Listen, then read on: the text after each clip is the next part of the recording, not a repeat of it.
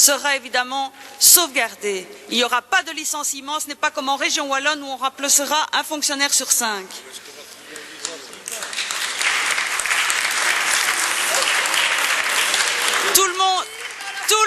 Tout le monde fera des efforts, même le haut management, dont le salaire sera lié aux indicateurs de qualité. Demain matin, je rencontre Infrabel, demain après-midi, je rencontre la SNCB et en concertation avec les organisations syndicales, je vais leur demander de réfléchir à des mesures d'économie. Vous relisez l'accord, les propositions, Infrabel et la SNCB reçoivent une dotation et ils devront mieux utiliser cette dotation. Over de afschaving van de gratis go-pas voor 16 jaringen zal nog overleg gepleegd worden. Het is aangewezen om andere oplossingen te zoeken om jongeren aan te moedigen de trein te nemen. Il faut savoir qu'aujourd'hui, chaque jeune à 16 ans reçoit un go-pass. Les résultats par rapport à l'utilisation par les jeunes des transports en commun et du train ne sont pas probants. Et donc, il faut absolument trouver différentes alternatives pour que les jeunes soient attirés vers l'utilisation des transports publics.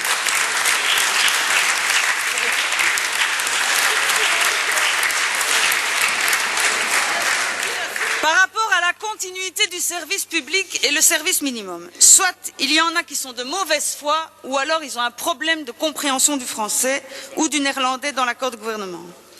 En 2013, la SNCB a enregistré 18 mouvements de grève, dont 2 actions spontanées qui n'étaient pas couvertes par un préavis. Ces grèves ont pris en otage des millions de travailleurs, d'étudiants et de malades, voulant se rendre à leur lieu de travail, à l'étude ou à l'hôpital. Sans remettre en cause le droit de grève, cet accord est historique. Comme proposé depuis plusieurs années par l'EMR, il prévoit un protocole d'accord visant à prévenir les grèves sauvages. Tout ça pour lutter contre les grèves sauvages qui, comme je viens de le dire, prennent en otage des millions de nafteurs.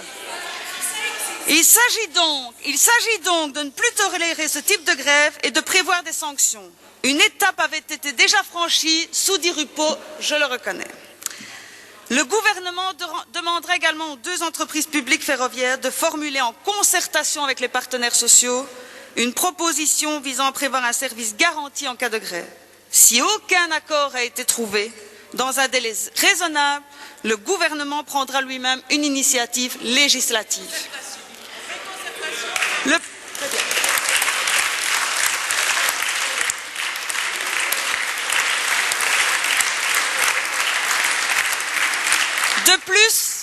De plus, le plan de transport lors des jours de grève sera communiqué par la SNCB à ses usagers, notamment via le site internet. En ce qui concerne le RER, on maintient la cadence prévue dans le plan de transport actuel décidé par le PS et le CDH.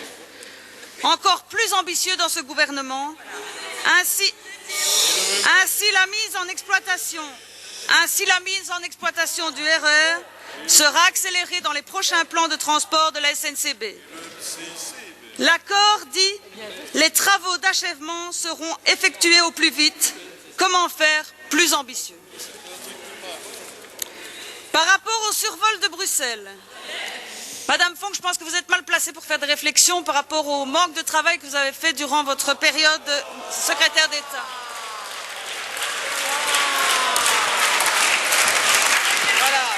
Nous arrivons au survol de Bruxelles. Où une Fait personnel. 31 juillet. Fait personnel. Madame Fonck. Vous avez écrit cette lettre. Vous lirez peut-être, si vous avez le temps. Voilà. Chère Madame Galland. Alors c'est vrai que sur mes 3 mois où j'ai pu assumer avec plaisir les affaires courantes, c'est vrai que pour la SNCB, je n'ai rien fait. Vu que vous ne Pour la simple et bonne raison que je n'étais pas compétente pour la matière. Ceci étant, je comprends que vous ne le sachiez pas, parce que autant à titre personnel je bossais, probablement que vous étiez en vacances. Alors là, Madame Fong, c'est vraiment mal tombé, parce que je ne prends jamais un jour de vacances. Donc c'est vraiment très mal tombé.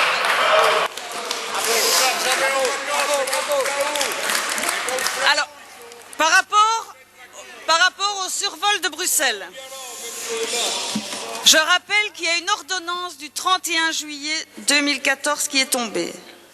Une décision pouvait être prise depuis cette date. Rien n'a été fait. Dans l'accord du gouvernement, on prévoit un moratoire pour revenir à la situation d'avant le 6 février 2014. Ce matin, j'ai rencontré Belgocontrol.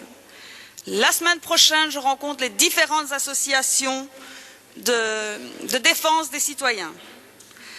J'attends une analyse juridique ce lundi matin et dès que j'ai la dernière analyse juridique, nous prendrons la décision et nous respecterons l'accord du gouvernement. Très bien.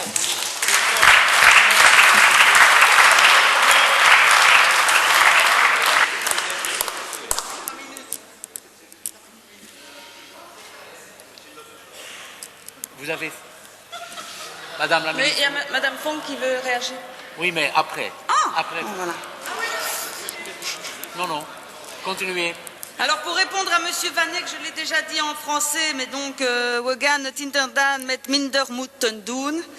Maar we gaan ervoor zorgen dat we de middelen beter gaan gebruiken met duidelijke prioriteiten.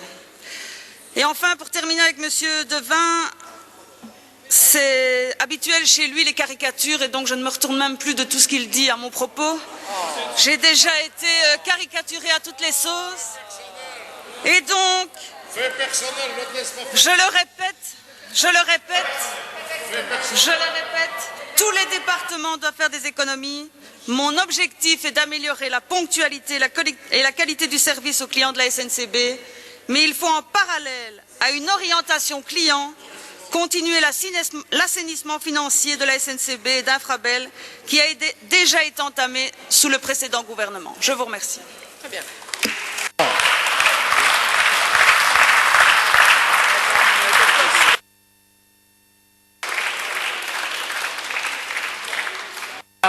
Madame Lallieu. Merci Monsieur le Président. Je ne serai vraiment pas longue, Madame la Ministre, simplement au niveau du survol de Bruxelles. Alors c'est vrai qu'il y a un gouvernement. Il y a 3 partis francophones, 3 partis néerlandophones qui ont trouvé un accord. Un accord ensemble, il s'appelle le gouvernement bruxellois. J'ai déjà dit que c'était presque une insulte pour la NVA, mais ça existe. Ce gouvernement bruxellois propose une solution durable et équilibrée. Vous savez, Madame la Ministre, que le moratoire ne peut être qu'une solution transitoire. Ce n'est pas du tout pour les Bruxellois une solution durable et équilibrée. Nous demandons juste que le gouvernement fédéral s'inspire ou copie, puisqu'il y a le VLD, monsieur Van Quickenborn. Le VLD est dans ce gouvernement. Le CDNV est dans ce gouvernement. Et donc, Van Quick. Et donc, on vous demande de prendre d'abord en concertation avec les autres niveaux de pouvoir, évidemment la Flandre, mais Bruxelles, et évidemment déterminer de nouvelles routes, Madame la Ministre, sur base des zones densément peuplées, de la sécurité aérienne, de la création d'un organe de contrôle indépendant, de procédures objectives et transparentes, et bien évidemment de modifier les heures de la nuit et que la nuit dure de 22 heures à 7 heures. Merci Madame la Ministre. Madame, on va faire le tour d'abord.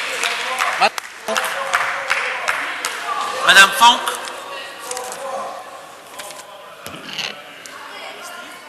Oui, merci.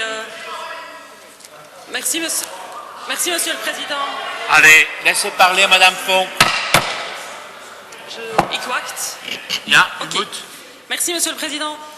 Sur la question du survol de Bruxelles, Madame Galland, soi-disant, je n'ai donc rien fait. Je vous entends, vous êtes en place depuis une semaine.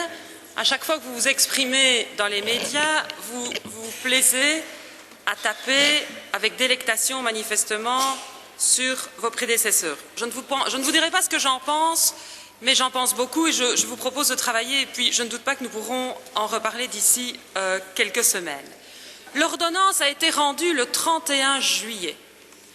Dès le 1er août, j'ai clairement affirmé, qu'il fallait répondre à cette ordonnance le plus vite possible, mais je vous rappelle qu'en la matière, le dossier est passablement technique, complexe, et surtout que son histoire fait qu'il y a eu des décisions, y compris en matière de justice d'ailleurs, qui ne sont pas nécessairement concertées et surtout correspondantes, et deux, qu'il ne fallait pas aller en appel.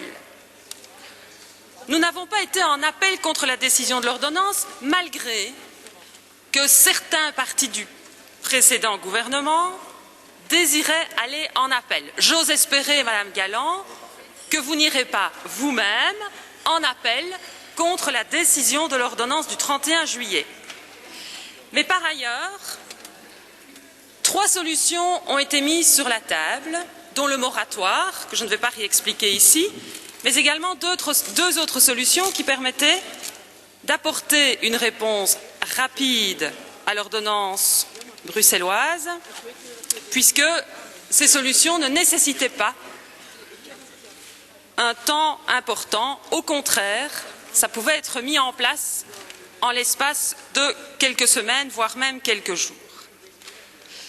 En l'absence de décision du gouvernement, puisque ça devait passer par une décision du gouvernement en affaires courantes, j'ai pris l'option de demander à Belgocontrol de commencer à travailler pour mettre en place la décision de justice, c'est-à-dire la suppression des routes du 6 février dernier. C'est ce que Belgocontrol a fait. Il me l'a d'ailleurs confirmé, et non seulement il me l'a confirmé, mais en plus, il m'a envoyé, et je vous ai transmis chaque document, Madame Galland. Belgocontrol m'a réadressé plusieurs courriers, je peux les mettre à disposition de ce Parlement, j'en ai gardé une copie, en me demandant des explications techniques, en me disant on ne sait plus rien faire parce que c'est compliqué, et à chaque fois, rapidement, on a répondu à ces problèmes techniques et on a continué à insister pour que Belgocontrol travaille. Alors, au-delà du moratoire que vous avez donc décidé de mettre en place, la vraie question sur le survol de Bruxelles, c'est évidemment le renvoi en permanence, dans un ping-pong, renvoi de la patate chaude d'un coin à l'autre de Bruxelles. L'heure est aujourd'hui de trouver une solution globale qui permettra de prendre en compte la réalité de l'ensemble des riverains, de l'ensemble des personnes survolées. Oserais-je dire ici, Monsieur le Président, je crois que mon groupe n'a pas vraiment utilisé de manière extrêmement importante le temps, et donc ici, à 2 reprises, je suis citée pour fait personnel, si vous voulez bien. Je vais... Mais Madame Font, je vois que vous vous il s'agit... Je termine. Bon. 2 fois fait personnel en 5 minutes, je pense que je peux quand même répondre. Et donc, par rapport à cela, l'heure est à trouver aussi une solution, je le disais, globale pour l'ensemble des personnes survolées, y compris sur la question extrêmement délicate, non seulement des routes, au niveau de zones qui sont moins densément peuplées, mais également au niveau de la question des nuits, puisqu'en la matière, on ne pourra plus dans les 2 ans qui viennent, à cause d'une décision du Conseil européen, diminuer les capacités au niveau des décisions des aéroports et durcir les conditions d'exploitation des aéroports. Je terminerai par ailleurs par un dernier point. Vous dites que vous avez demandé une analyse juridique. Cette analyse juridique, Madame la Ministre, elle est à votre disposition maintenant déjà depuis 1 semaine. Je vous l'ai donnée. Cette analyse juridique, je l'ai fait faire d'un